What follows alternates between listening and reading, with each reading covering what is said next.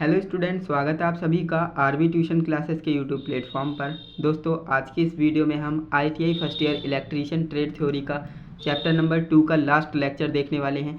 यानी जो chapter number 2 है आज की इस वीडियो में एंड हो जाएगा, है ना। इसके बाद हम चैप्टर नंबर 3 स्टार्ट करेंगे। अगर आपने चैप्टर नंबर 2 के या 1 के वीडियोस को नहीं देखा है तो आप कैसे देख पाएंगे? चैनल पर जाइएगा, प्लेलिस्ट में आपको सभी वीडियोस मिल जाएंगी। तो जो भी वीडियो आपसे मिस हुई है तो वहाँ से जाकर आप उसे कवर कर सकते हो।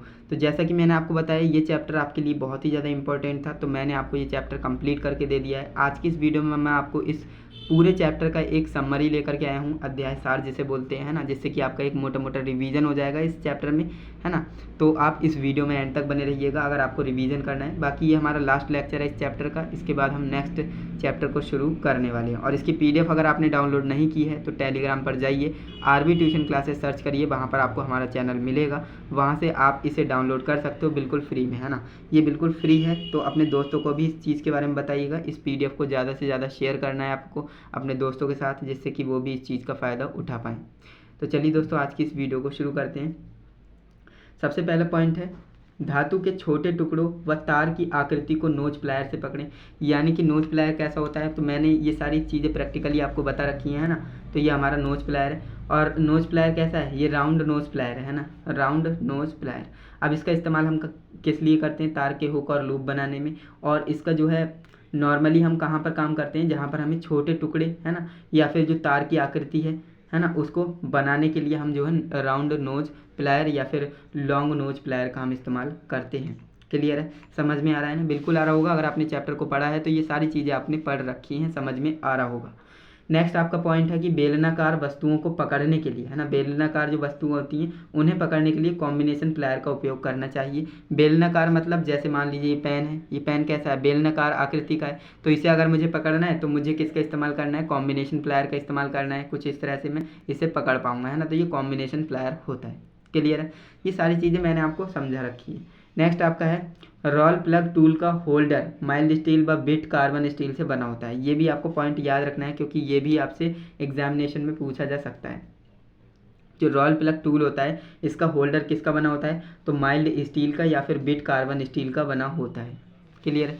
नेक्स्ट आपका है, फेज टेस्टर 500 वोल्ट तक कार्य कर सकता है। ये बात मैंने आपको बताई भी थी। ये हमारा टेस्टर होता है एंड ये वर्क कैसे करता है? तो हम इसका इस्तेमाल क्यों करते हैं? हम फेज की सप्लाई को जानने के लिए, यानी कि कहीं पर फेज आ रहा है या नहीं, वो हम कैसे पता करेंगे? टेस्टर की मदद से टेस्टर की मदद से हम उसे पता करते हैं। तो हम करेंगे क्या? जिस भी वायर में, है ना, मान लीजिए मेरे पास ये वायर आ रहा है ना, और मुझे इस वायर में पता करना है फेज है या नहीं, तो मैं इस पर इसे लगाऊंगा और यहाँ से मैं इस पर हाथ रखूंगा तो यहाँ पर एक बीच में लाइट जलेगी, है ना, रेड कलर की। तो अगर ऐसा होता है तो इस वायर में फेज आ रहा है, अगर वो लाइट नहीं जलती है तो इसमें फेज नहीं आ रहा है। तो यहाँ पर ये हमसे कह रहा है कि फेज टेस्टर 500 वोल्ट तक ही कार्य कर सकता है। यानी जो फेज टेस्टर है ये 500 वोल्ट तक ही काम करेगा। यहाँ पर इन्होंने लिख कर भी बताया है, यहाँ पर मैं आपको दिखाता हूँ। ये एक बार फोकस नहीं कर पा रहा है। ओके, तो यहाँ पर आप देख पा रहे होंगे, है ना, यहाँ पर इन्होंने लिख रखा है 500 वोल्ट, है ना, ये लिख रखा है 500 वोल्ट। और ये साइनोसॉइडल वेव बना रखी है जो कि क्या है? एसी करंट को दर्शाती है ना। ये आपका क्या है? 500 वोल्ट पर ही कार्य कर सकता है, इसलिए यहाँ पर मेंशन भी कर रखा है ना। तो ये सारी चीज़ें मैंने आपको बता रखी हैं, ज़्यादा टाइम नहीं लगाएंगे। इसके बाद सेंटर पंच हमेशा 90 डिग्री पर ही कार्य करना चाहिए, इसका प्रयोग करना चाहिए। मैंने आपको बता रखा है। अगर आप सेंटर पंच का इस्तेमाल कर रहे हो, सेंटर पंच कैसा दिखता है? तो वो थोड़ा थोड़ा आपका जो है पोकर की तरह ही दिखता है। ये आपका पोकर है ना, पोकर की तरह दिखेगा। और इसको आपको 90 डिग्री के एंगल पर रख कर के ही इसका इस्तेमाल करना है। जैसे ही आप इसे ठोकेंगे थोड़ा सा, है ना, तो वहाँ पर क्या होगा? थोड़ा सा इसमें जगह बन जाएगी, गड्ढा टाइप हो जाएगा। फिर आप करेंगे क्या? ड्रिल मशीन लेंगे और ड्रिल मशीन इस पर रखेंगे, फिर आपकी बिट जो है प्रॉपर तरीके से चल जाएगी। अगर आप बिना सेंटर पंच के ड्रिल बिट को चलाएंगे तो वो वहाँ पर क्या होगी? फिसलेगी और वहाँ पर जो है दुर्घटना भी हो सकती है। तो इसीलिए बोला जाता है सेंटर पंच का इस्तेमाल करना होता है अगर आपको किसी धातु की चादर पर होल करना है तो। नेक्स्ट आपका पॉइंट है कि 1 mm के 100वें भाग का मापन माइक्रोमीटर द्वारा किया जा सकता है। यानी 1 mm के 100वें भाग का अगर आपको मापन करना है तो वो माइक्रोमीटर की सहायता से आप कर सकते हैं। क्लियर है? नेक्स्ट आपका टॉपिक है, सोल्डरिंग आयरन 15 से 25 वाट तक प्रयोग में आते हैं। यानी जो सोल्डरिंग आयरन है नॉर्मली आपको 15 से 25 वाट तक देखने को मिल जाएंगे। इसके बाद नेक्स्ट आपका है टॉपिक मध्यम व उच्च वोल्टेज 650 और 11,000 वोल्ट में डबल अर्थिंग की आवश्यकता होती है। यानी कि अगर देखिए जो नॉर्मली हमारे 240 वोल्ट पर कुछ अप्लायंसेस चलते हैं तो उनके लिए सिंगल अर्थिंग काफ़ी है ना। लेकिन कुछ कुछ ऐसी मशीनें हैं, कुछ कुछ ऐसे अप्लायंसेस हैं जो कि 650 वोल्ट है ना, या फिर 11,000 वोल्ट 11 किलो वोल्ट पर चलते हैं। तो ऐसे में आपको करना क्या है, ऐसे में आपको डबल है ना, डबल अर्थिंग की ज़रूरत है ना, डबल अर्थिंग वहाँ पर करनी चाहिए। तो ये बात आपको ध्यान में रखनी है।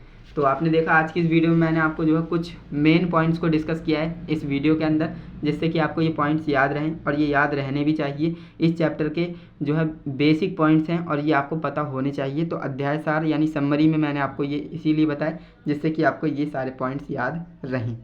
बाकी आपको मैंने बताया, अगर आपने इसकी PDF डाउनलोड नहीं करी है तो कर लेना, टेलीग्राम चैनल पर जाइएगा है ना, वहाँ से डाउनलोड कर लेना और इसका प्रिंट आउट निकलवा सकते हैं या फिर आप अपने हैंड रिटन नोट्स बना सकते हैं है ना।